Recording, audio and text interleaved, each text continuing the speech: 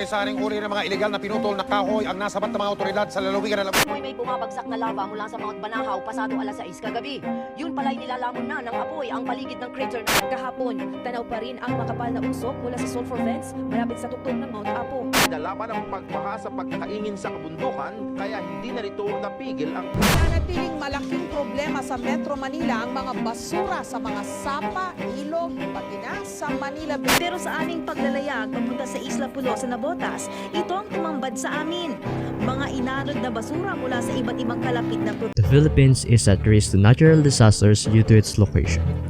Being a country that lies in the Pacific Ring of Fire, it is prone to earthquakes and volcanic eruptions.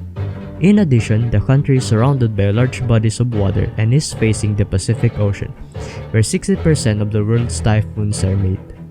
One of the most devastating typhoons that hit the Philippines in 2013 was Typhoon Haiyan or Yolanda.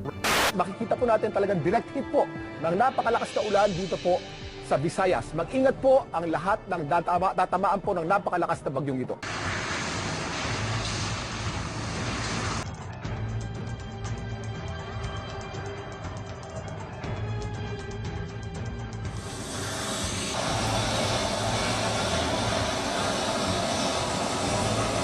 Dinalo ng takot at dilim ang Leyte. Mama!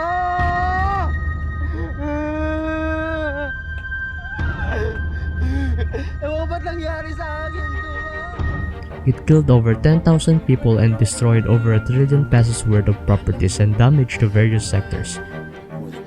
Other environmental problems that the country is facing includes pollution, illegal mining and logging, deforestation, dynamite fishing, landslide, coastal erosions, wildlife extinction, global warming, and climate change.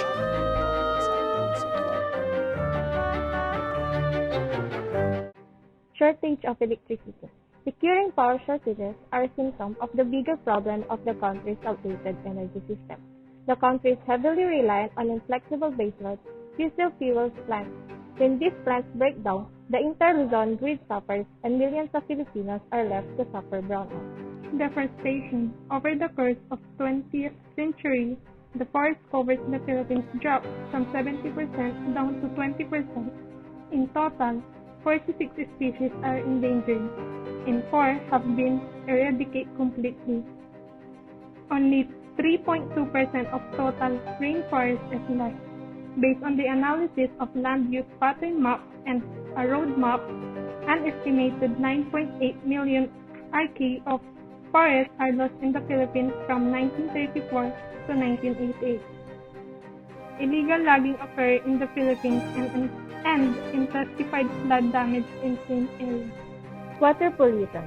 Neglecting to have a coherent environmental policy has led to the contamination of 58% of the groundwater in the Philippines. The main source of pollution is untreated domestic and industrial wastewater. Only 1/3 of Philippine river systems are considered suitable for public water supply. It is estimated that in 2025, water availability will be marginal in most major cities and in 8 of the 19 major river basins. Besides, the severe health concerns, water pollution also leads to problems in the fishing and tourism industry. Animals extinction. The Philippines is a hotspot of biodiversity and endemics, but it is a region that also suffers from the extreme high level of deforestation, habitat degradation, and wild exploitation. Today, 93 endemic species are threatened with extinction in the Philippines archipelago. Climate change. Climate change in the Philippines is having serious impacts such as increased frequency and severity of natural disasters, sea level rise, extreme rainfall, resource shortages, and environmental degradation.